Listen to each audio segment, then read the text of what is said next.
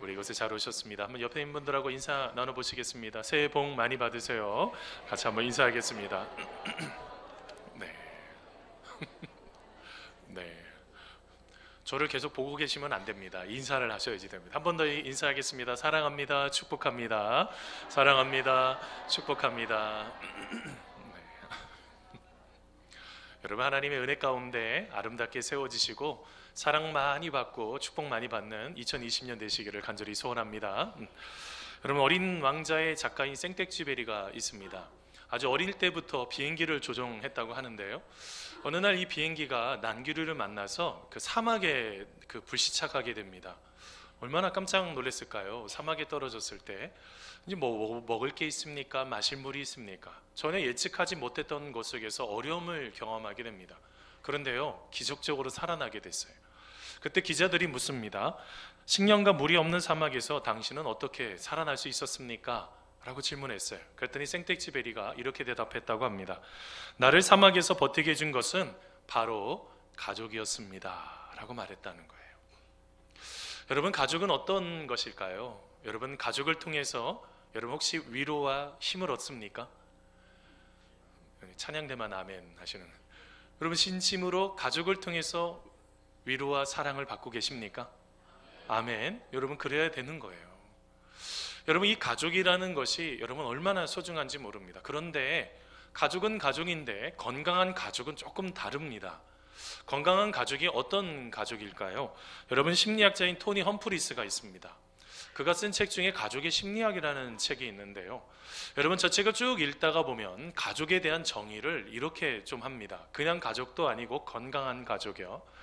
건강한 가족을 형성하는데 결정적인 역할을 하는 것은 부모가 있느냐 없느냐에 따르지 않는다는 것입니다. 가장 중요한 게 있다는 거예요. 그게 뭐냐면 정서적으로 성숙하고 균형 잡힌 어른이냐에 따라서 가족이 건강할 수도 있고 건강하지 않을 수도 있다는 거예요.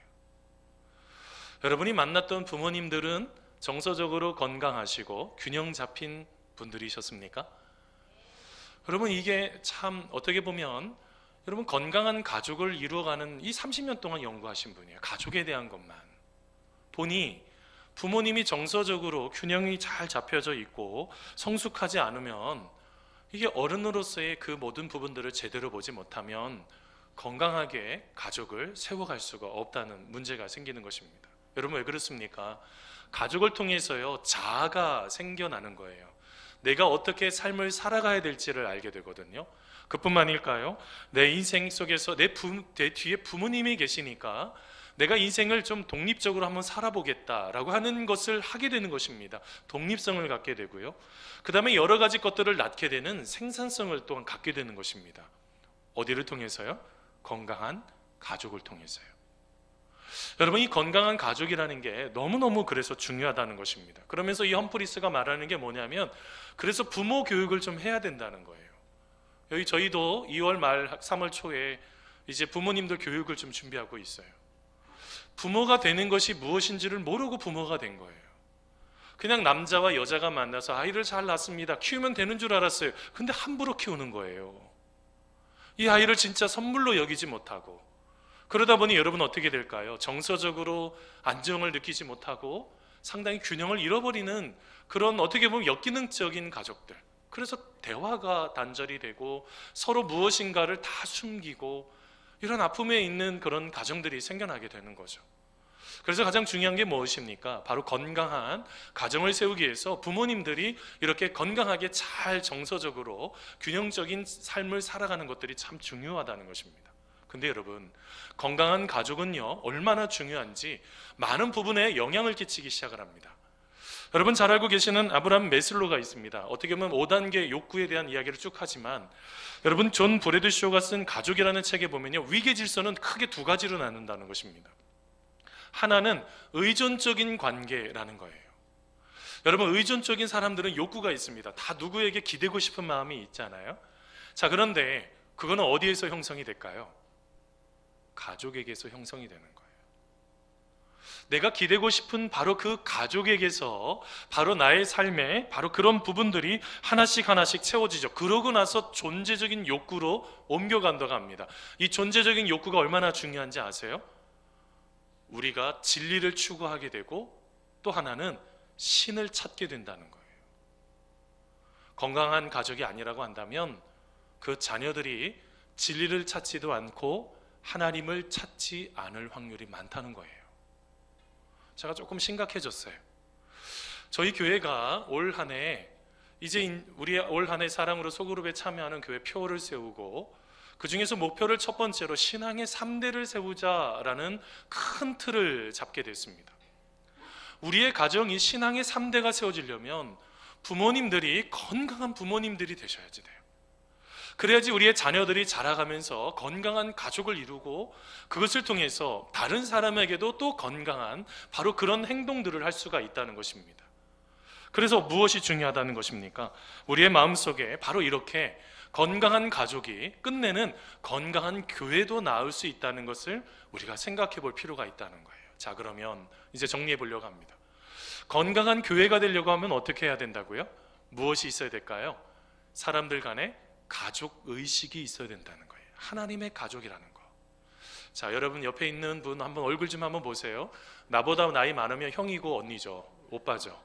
자, 한번 인사 한번 해보겠습니다. 형, 만나서 반가워. 네. 인사를 하셔야지 돼요. 전혀 모른 척하면 안 돼요. 뭐 부부끼리도 앉아도 있어도 인사를 하셔야지. 여러분 왜 그러냐면 여러분 형제 자매라는 의식을 놓치는 순간 이게 가족이라는 생각 아니겠어요? 이걸 놓치는 순간 여러분 많은 부분들이 무너지기 시작하기 때문에 그래요. 여러분 제가 대학생 시절에 그 CCC 활동을 했습니다. 한국 대학생 선교회에서 이제 전도하고 선교도 나가고 하나님 말씀도 같이 배우고 하는 이제 훈련은 이제 4년 동안 했는데 제가 그곳에 가서 충격을 하나 받았어요. 만나자마자 손가락으로 이렇게 하더니 샬롬 그러는 거예요. 아마 여기 CCC 출신이 몇 명 있는 거 제가 알고 있어요. 갑자기 손가락을 이렇게 펴고 샬롬 그래서 저는 삿대질 하는 줄 알았어요. 왜 나를 언제 봤다고 갑자기 샬롬 뭐 이렇게 그러더니 갑자기 제일 충격적인 게 만나자마자 형제 자매 제가 교회 안에서 거의 들어보지를 못했어요.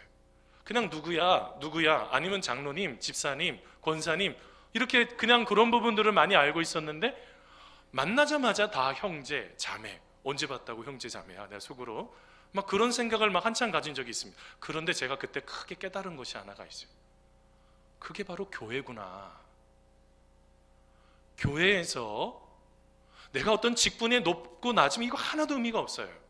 이거 하나님의 은혜 주셔서 그 부분들을 감당할 수 있는 건 은혜입니다. 그런데 뭘 놓치면 안 돼요? 형제, 자매라는 걸 놓쳐버리면 안 되는 거예요.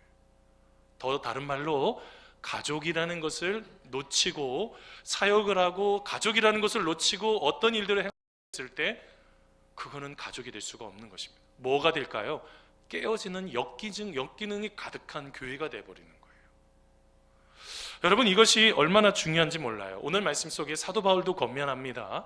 여러분 뭐라고 권면합니까? 에베소서 2장 19절인데요. 여러분 세 번역으로 읽어드리겠습니다. 그러므로 이제부터 여러분은 외국 사람이나 나그네가 아니요 성도들과 함께 시민이며 하나님의 가족입니다 라고 번역을 한 거예요. 우리는 누구라고요? 하나님의 가족이에요. 하나님의 가족이라는 것은 무엇입니까? 우리 간에 서로 간에 관계성이 있다는 것이고 서로 간에 헌신을 하겠다는 그 믿음의 고백이 바로 가족이라는 겁니다. 그런데 여러분 지금의 시대 한국 교회를 보면은요 너무너무 마음이 아파요. 이게 가족이 아니고요 자기가 무엇인가를 오래 무엇인가를 했느냐에 따라서 무엇인가를 서열을 자꾸 나누려고 그래요. 다 형제 자매인데 하나님의 은혜가 있어서 섬기기 위해서 항존직이 된 것입니다. 더 낮은 자리로 들어가기 위해서. 그뿐만일까요? 우리의 삶 속에 어떨 때는 문화로서 무엇인가를 받아들이는 사람들이 있어요. 교회의 한 문화로요. 여러분 그곳에 생명력이 있습니까? 하나님과의 만남을 통해서 생명력을 경험하고 참된 가족으로 내 형제 자매, 내 옆에 형제가요 아파요. 여러분 어떻게 하다 보니까 우리 목장 식구들이 아파요. 그 얘기를 듣고 그냥 모른 척하면 그걸 가족이라고 할 수가 있겠습니까? 그 얘기를 들으면요 쫓아가죠. 내가 어떻게든지 그 형제를, 그 자매를 살리기 위해서 붙잡아 주는 게 여러분 가족 아니겠습니까? 여러분, 오늘 이 시대에 한국교회에 여러분 이 세상이 원하는 것이 있어요. 그게 뭐냐면 가족과 같이 좀 대해달라는 거예요. 여러분, 그러면 우리가 많이 잃어버린 이 가족이라는 것을 회복하기 위해서는 어떻게 해야지 될까요? 먼저는요, 바로 잃어버린 하나님의 가족을 다시 회복해야 된다는 것입니다. 여러분, 오늘 말씀 오늘 말씀 에베소서 2장 19절 말씀입니다. 우리 다시 한번 같이 한번 읽어보겠습니다. 그러므로 같이 읽습니다. 시작. 그러므로 이제부터 너희는 외인도 아니요 나그네도 아니요 오직 성도들과 동일한 시민이요 하나님의 권속이라. 아멘. 여러분, 한 이야기가 있습니다. 어떤 이제 지하철을 타고 쭉 이동을 하는 거죠. 지하철을 타고 쭉 이동을 하는데 갑자기 지하철 문이 열리고 나서 닫히지를 않는 것입니다. 이게 1분이 지나고 2분이 지나고 5분이 지나도 이게 문이 안 닫히는 거예요. 그래서 어떤 사람이 왜 문이 안 닫히나, 뭐가 있나, 그래서 문을 다 고개를 쭉 내밀는데 문이 콱 닫혀버렸어요. 이게 얼마나 아프겠어요. 문을 열어줘야지 되는데 문을 바로 안 열어주는 거예요. 이 고장이 났다가 갑자기 열렸다 확 닫혀버렸으니까. 근데 이분이 갑자기 하하하 하면서 막 웃기 시작하는 거예요. 도대체 왜 웃나 물었습니다. 옆에 있는 동료가. 아니, 문에 목이 껴서 아플 텐데 왜 웃고 있냐 라고 했더니 그분이 이렇게 말했다고 합니다. 글쎄, 나 말고 또 다른 사람이 저기에 껴있어 하면서 막 웃고 있는 거예요. 여러분, 우리가 힘들고 어렵죠. 여러분, 지금의 시대를 살아가는데 어렵습니다. 그런데 여러분보다 더 어려운 사람이 있다고요. 저는 마음속에 한국 사회가 참 안타까운 것 중에 하나가 있어요. 그게 뭘 잃어버렸냐면 정을 잃어버렸어요. 점점 정이 없어요. 정남이가 똑 떨어지는 사람들도 있어요. 왜 그럴까요? 너무 자기 자신만 생각하는 거예요. 이 가족이라는 의식이 점점점 무너지기 시작을 하니까 누군가가 아프고 힘들다는 거 전혀 관심이 없는 그런 이기적인 사람들이 얼마나 많아지는지 몰라요. 그거 여러분, 사도 바울이 디모데에 보낸 편지에 나타난 거 아니겠어요? 말세가 되면 사람들이 서로 사랑하지 않고 이기적인 행동들을 하는 것들이 나타날 것이다. 그런 것들이 여러분 점점 나타나지 않습니까? 근데 여러분, 하나님은요, 우리들이 공동체로서 삶을 살기를 원하는 거예요. 여러분 잘 아시겠지만 하나님께서 천지를 다 만드실 때마다 뭐라고 말씀하셨어요? 보시기에 심히 좋았더라. 보시기에 좋았더라. 계속 그렇게 말씀하셨다고요. 근데 여러분, 하나님께서 보시기에 좋지 않았던 한 사람이 있었습니다. 누구예요? 아담이요. 하나님께서 여러분 아담을 보니까 홀로 있는 것이 보시기에 심히 좋지 않으니, 그러면서 누구를 선물로 주셨어요? 하와를 선물로 주신 거 아니에요. 돕는 배필인 하와를 선물로 주신 것입니다. 여러분, 돕는 배필이 뭐예요? 한번 따라서 해보세요. 서로 통하는 자, 마음이 잘 맞는 자. 자, 여러분 남편, 여러분 아내를 그런 돕는 배필로 주셨다고요. 여러분, 그렇게 생각하고 계십니까? 큰일 났습니다. 여러분, 돕기 위해서 서로 가정을 이루고 가족을 이루어서 그곳이 하나님의 나라를 경험하게 하기 위해서 여러분 가족을 만들어 주신 거예요. 가족을 통해서 뭐가 형성이 되는 것입니까? 공동체가 형성이 되는 것입니다. 그것처럼 교회도 영적인 하나님의 가족이라는 거예요. 여러분, 우리가 조금 전에 사도신경으로 우리의 신앙을 고백했습니다. 믿는 것에 대해서 같이 고백을 했죠. 무엇에 대해서 고백을 하셨습니까? 먼저는 성령님을 믿는다고 고백을 하셨어요. 지금도 이 예배 가운데 임재하시는 성령님을 믿는다고 고백을 했고, 두 번째는 거룩한 공교회와, 공하고 교회를 조금 띄는 게 조금 좋아요. 공적인 교회, 우리가 전 우주적인 교회를 또한 믿는다는 두 번째 고백이 있었고요. 그 다음에 또 다른 고백은 죄의 용서를 받는 것과 그 다음에 몸의 부활과 영생을 믿습니다. 이거를 다 믿는다고 고백을 했단 말이에요. 근데 중간에 하나가 있어요. 그게 뭐예요? 성도의 교제를 믿습니다. 이 고백을 했다고요. 신앙생활은 혼자가 아니라 교제, 서로 간의 만남을 통해서 함께 하나님의 나라를 이루시기를 원하시는 바로 그 공동체성이라는 거예요. 여러분, 점점 그런데 지금의 시대를 보면 어떻게 됩니까? 자기 혼자만의 신앙생활로 마치 이것이 전부인 것 마냥 생각하는 사람들이 참 많이 있어요. 성도의 교제를 놓치는 거예요. 코이노니아요. 내 옆에 형제가 무엇을 힘들어하고 아파하는지를 놓치는 거예요. 그가 지금 어떤 어려움 속에 지금 빠져 있는지 같이 마음을 툭 터놓고 이야기 나눌 수 있는 사람들을 놓쳐버린 거예요.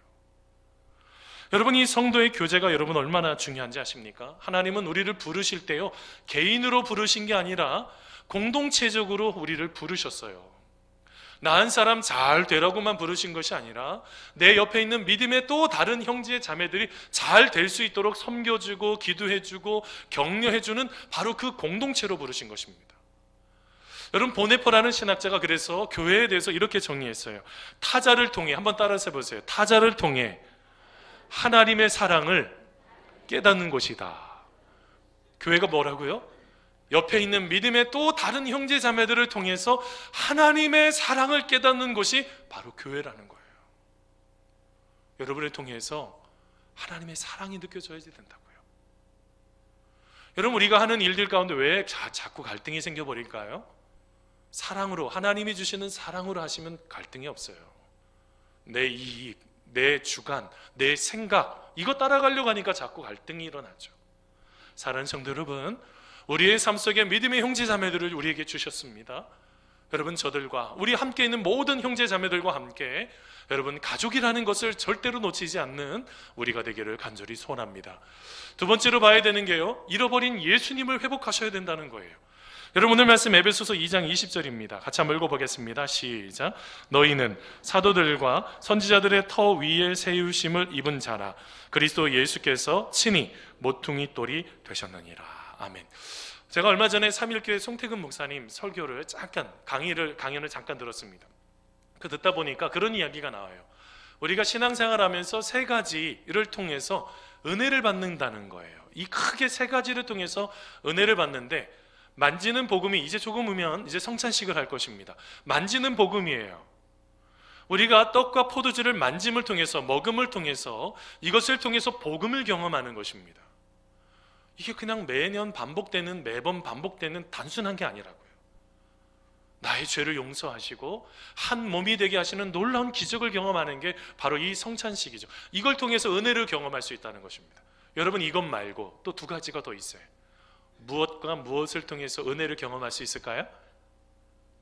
생각해 보세요. 우리 지난번 100일 동안 뭐 했어요? 그렇죠. 기도를 통해서. 또 그 다음에 마지막으로 한 가지가 더 있어요. 무엇을 통해서 우리가 은혜를 받을 수 있을까요? 말씀을 통해서요. 잘 알고 계시네요. 여러분, 오늘 말씀에 너희는 사도들과 선지자들의 터 위에 세워졌다고 표현을 합니다. 사도들은 누구입니까? 예수님의 복음을 증거했던 사람들 아닙니까? 선지자는 누구예요? 예수님이 오실 것들을 증언하셨던 바로 그들이 선지자예요. 그러니까 여러분, 사도들이나 선지자들은 공통적으로 뭐가 있는 겁니까? 하나님의 말씀이 있는, 그 말씀의 토대 위에 우리가 세워져 있는 것입니다. 신앙의 연륜이 60년 70년 아무리 됐다고 해도 하나님의 말씀의 터 위에 세워져 있지 않으면 우리의 신앙은 세워진 것이 아닙니다. 은혜를 받을 수가 없어요. 교회는 오래 다녔다고 할지라도. 그래서 여러분, 말씀을 읽으셔야지 돼요. 오늘 이제 다음 주부터 이제 신학 성경 한번 통독해 보려고 합니다. 전체적으로 우리가 말씀을 먼저 좀 읽어야 되는 거 아니겠어요? 이 말씀에, 여러분, 이렇게 말씀을 읽으면 누구를 발견하게 됩니까? 말씀의 중심이 되신 분이 누구세요? 예수 그리스도. 예수님을 만날 수 있는 겁니다. 우리의 인생 속에 가장 소중한 예수님을 만나야지 말씀을 읽을 때 예수님을 만나게 되는 것입니다. 야, 그쪽으로 가면 안 돼. 그렇게 하면 어려워. 내가 고통스러워. 예수님께서 계속 말씀을 통해서 말씀하신다고요. 그 말씀을 통해서 그 예수님을 만나게 될 때, 가장 소중한 예수님을 만나게 될 때, 여러분, 우리의 인생이 여러분 세워지게 될 줄 믿습니다. 그러면서 오늘 말씀에 사도 바울이 예수님을 뭐에 비유하고 있냐면 모퉁이 돌에 비유하고 있어요. 여러분, 모퉁이 돌이 무엇입니까? 그냥 뭐 길가에 막 버려져 있는 그런 돌, 이렇게 생각할 수도 있겠지만, 여러분, 모퉁이 돌은요, 집을 지을 때 집을 받쳐주는 아주 튼튼한 돌. 이게 보니까 영어 성경 보니까요, chief, 가장 중요한 최고의 코너스톤, 옆에 이렇게 큰 테두리 옆을 막고 있는 아주 큰 돌을 모퉁이 돌이라고 그래요. 영어 성경으로 보니까 어떤 돌이에요?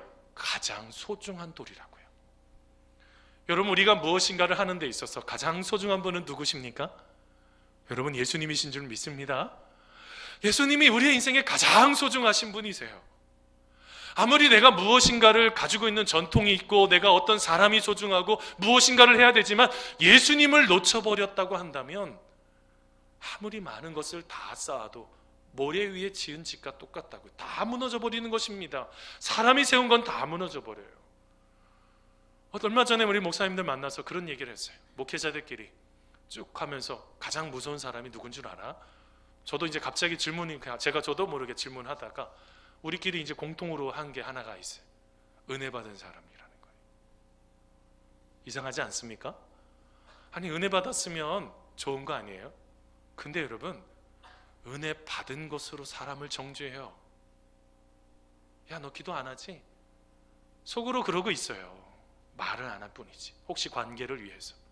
야, 너는 뭐 이거 안 하잖아. 여러분, 제가 참 걱정되는 것이 있어요. 막 뜨겁게 막 타오르시는 분들도 좀 걱정합니다. 왜냐하면 저게 이제 확 타오르면 이게 또 한순간에 확 식어버릴 것이 또 눈에 조금 있으면 보일 텐데 그때 받아야지 되는 데미지가 있어요. 왜냐하면 사람들은 그 뜨겁게 타오르는 그 모습을 기억하기 때문에. 여기에 문제가 뭔지 아십니까? 예수님이 있는 이치 한 행동이냐는 거예요.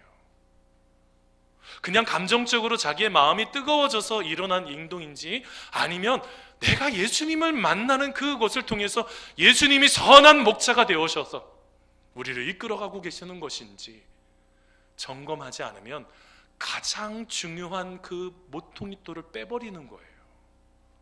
어느 순간에는 무너져 버리는 거죠.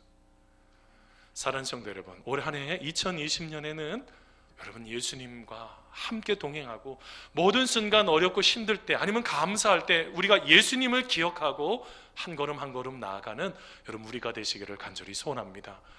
여러분, 마지막으로 한 가지 더 보려고 합니다. 교회는요, 서로 연결되어 하나가 되어야지 된다는 것입니다. 여러분, 오늘 말씀 에베소서 2장 21절입니다. 같이 한번 읽어보겠습니다. 시작. 그의 안에서 건물마다 서로 연결하여 주 안에서 성전이 되어가고. 아멘. 여러분, 오늘 말씀에 우리는 어떻게 해야 된다고요? 서로 연결이 되어야지 된다는 것입니다. 여러분, 알고 계세요? 교회 일은요, 내 힘으로 하는 게 아니에요.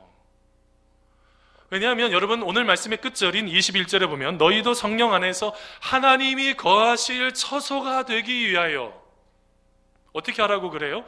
그리스도 예수 안에서 함께 지어져 가느니라. 여러분, 이거 수동태로 쓰고 있습니다. 내 힘으로 있는 게 아니에요.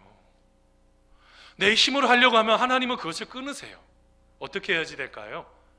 예수님께서 함께 하시는 주시는 그 힘을 가지고 내 믿음의 형제 자매들에게 손을 내밀어서 예수님이 주시는 사랑으로 그들을 섬겨야지 돼요. 여러분, 알고 계십니까? 내 마음속에 예수님의 영으로 충만해야 된다는 거예요. 성령님이 함께 해주시는 그런 은혜들을 경험하지 못하면 내 옆에 있는 형제 자매들의 아픔이 보이지가 않아요. 어떻게 그것을 통해서 하나님의 나라를 우리가 이룰 수가 있겠습니까? 사랑하는 성도 여러분, 우리의 마음속에 진심으로 내가 사랑으로 지금 연결이 되어 있는지를 점검하셔야지 돼요. 나한테 필요하면 형제고 그렇지 않으면 형제 아닌 것처럼 쌩하고 지나가고. 제가 그래서 속으로 그런 생각을 했어요. 여러분, 옆에 있는 형제 자매들하고 꼭 인사하시면서 가야 돼요. 잘 지내셨어요? 권사님, 집사님 평안하셨어요? 여러분, 모른 척하고 지나가면 어떤 마음이 드는지 아세요? 모르겠어요. 저한테는 다 같이 인사를 하시는데 우리 성도님들 어떤 이렇게 지나가다가 그런 얘기를 하는 거예요. 아유, 오늘 나 모른 척하고 그냥 쑥 가더라고. 나 그렇지 않아도 지난번에 뭐가 있었는데 이게 나 싫어하나 봐. 여러분, 우리가 모른 척하고 가시면 안 되는 거예요. 하나님 안에서 한 형제고 한 자매인데 여러분, 우리가 하다가 보면 갈등이 생겨날 수 있어요. 여러분, 집안에서도 한 번도 안 싸우셨죠? 남편하고 아내하고 한 번도 안 싸우시잖아요. 그럴 리가 없죠. 이상한 가정입니다. 그러면 거의 여러분 갈등도 일어나고 힘든 것도 일어나죠. 그런데 제일 중요한 게 뭐라는 것입니까? 우리가 그 모든 것들 가운데서 어떻게 해요? 사랑으로 그 모든 것들을 하나씩 하나씩 우리가 진정으로 서로 연결이 되어서 사랑해 주는데 어떻게 해요? 예수님이 준 그 사랑으로 하셔야 되는 거예요. 자꾸 내가 지금 받고 있고 내가 갖고 있는 사랑을 나눠주려면, 여러분, 우리가 하나님이 주시는 그 사랑은 이렇게 큰데 내가 가지고 있는 거는 이것밖에 안 주면 어떻게 그걸 사랑한다고 말할 수가 있겠어요? 여러분, 그래서 중요한 게 뭐예요? 내 옆에 있는 믿음의 형제들을 아무리 내 마음으로 이해가 되지 않아도 사랑해 주셔야 된다는 거예요. 여러분, 이전에 남극의 눈물이라는, 여러분 아마 여러분 다큐멘터리 보셨는지 모르겠어요. 제가 저거 한참 보다가 허들링이라는 단어에 아주 마음이 확 빼앗겼습니다. 여러분, 저 남극에요, 보통 온도가요 영하 40도에서 50도의 혹한이라고 그럽니다. 얼마나 춥겠어요.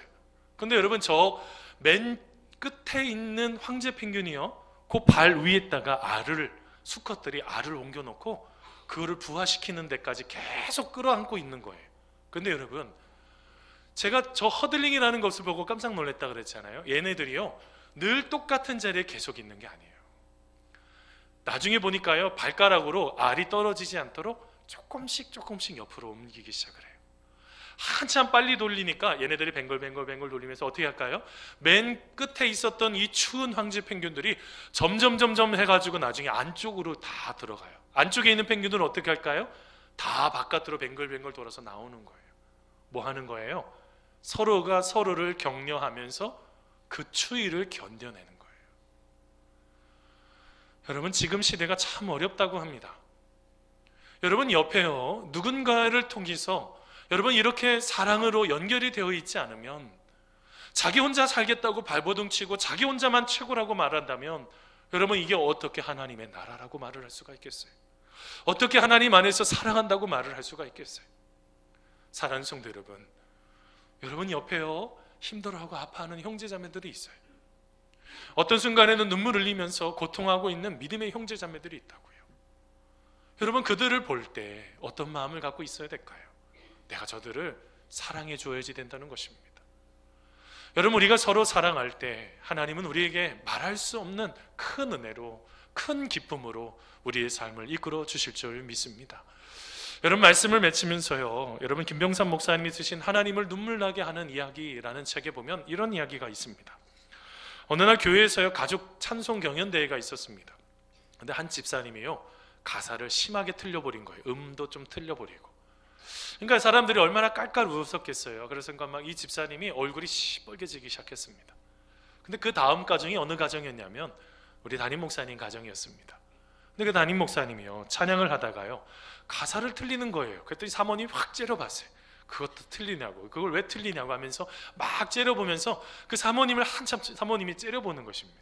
그래도 뭐 목사님 모르는 척하고 마지막까지 노래를 끝까지 부릅니다.